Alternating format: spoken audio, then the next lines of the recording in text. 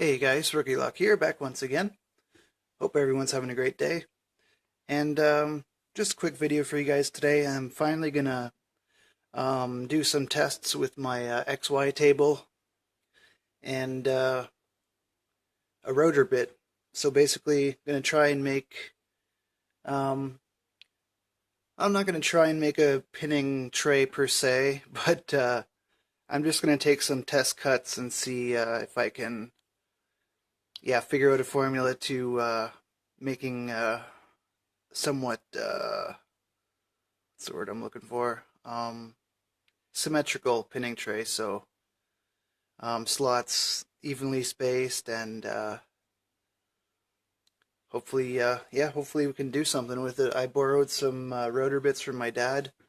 Gonna just use pine for the test, and maybe I'll find some better wood in the future if it ends up working out well. But I have some pretty high hopes for it working, at least on wood. The only thing, rotor bits spin at a pretty high RPM, and drill presses don't have that high of an RPM, so I'll have to switch over the belts and the step pulleys to get a better spindle speed.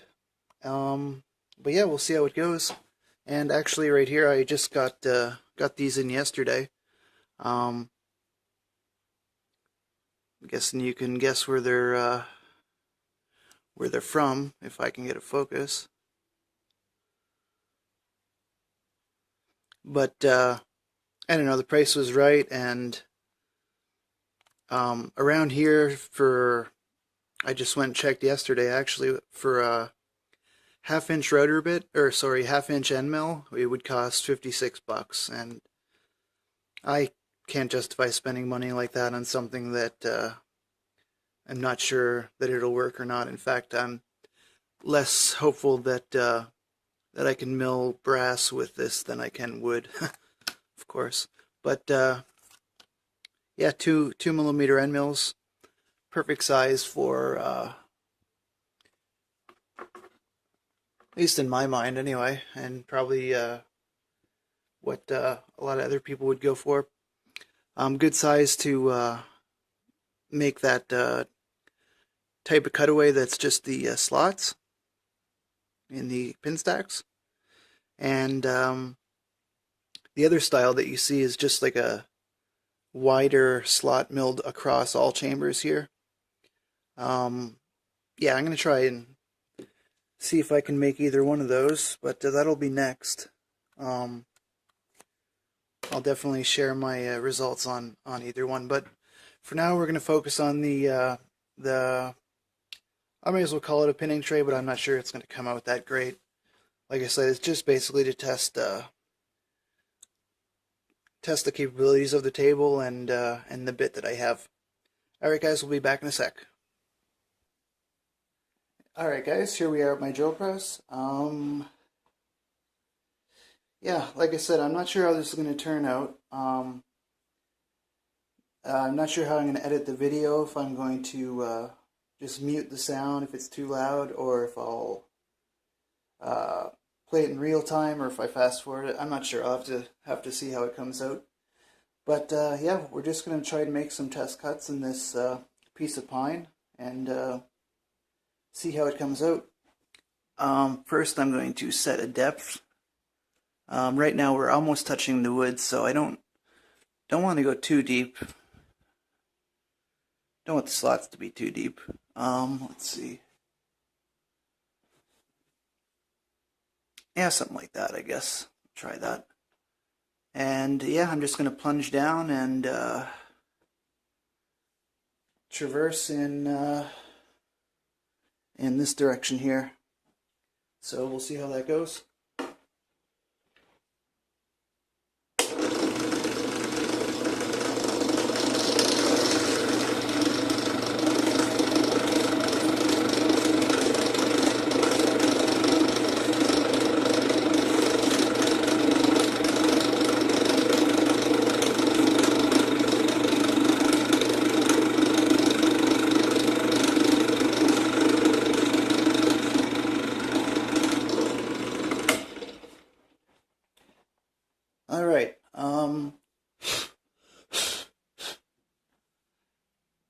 if you guys can see that or not, but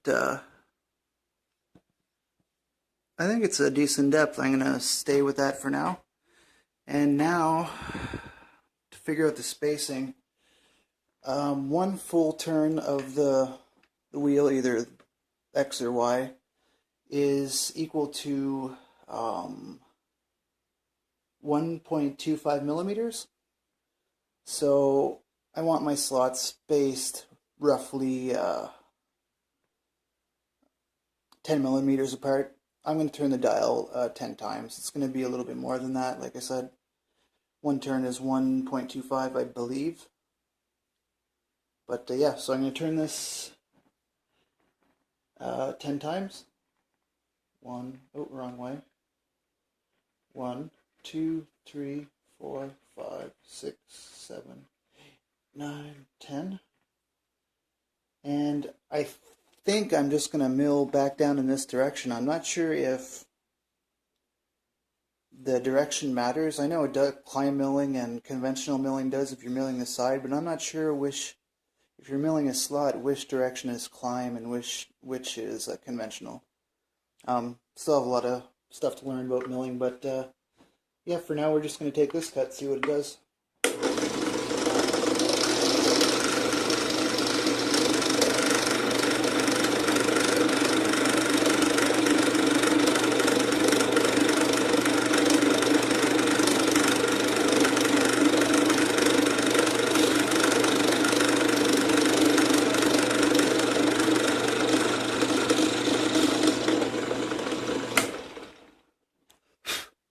That looks all right. And yeah, same thing, 10 more turns, and I'll keep going, and I'll probably speed up the rest of this. So here we go.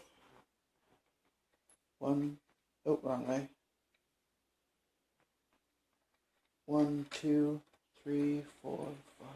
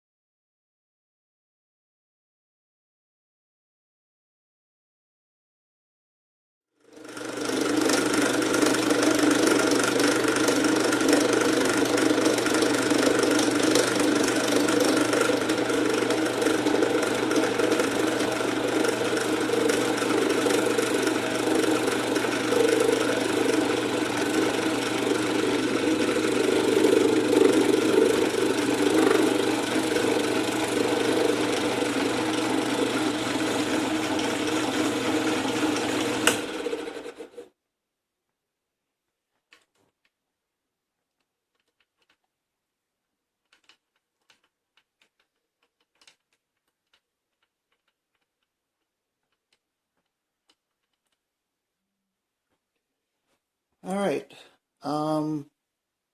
So learned a couple things off this right away. Let's take this out.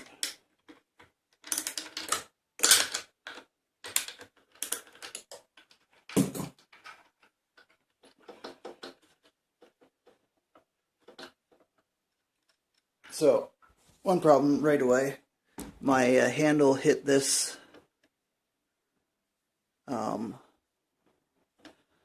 lock down here, and that ended up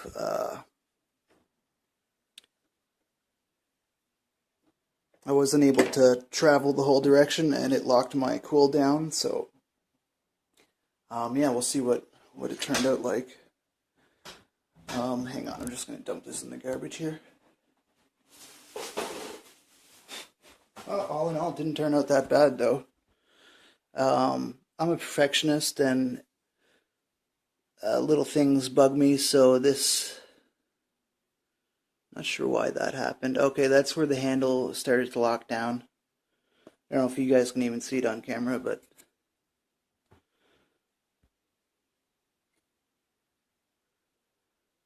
let me see here.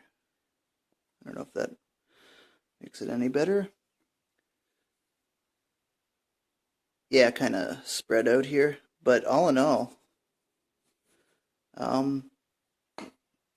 good test run. To be honest, I kind of wanted it to go perfect, but that doesn't always go that way. Yeah, I'll do one more, and without this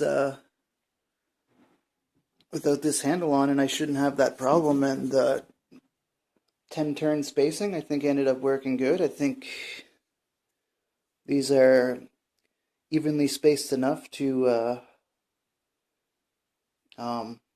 yeah, to when you look at it, it doesn't look like the spacing is that off. Maybe this one's a little bit thicker. Another thing I might do is easier to do, and that's the direction I would want to do. I can lock down the travel by tightening one or all three of these set screws right up, and then it won't traverse in that direction. Actually, it's gotten quite tight for some reason. Probably some sawdust got into there.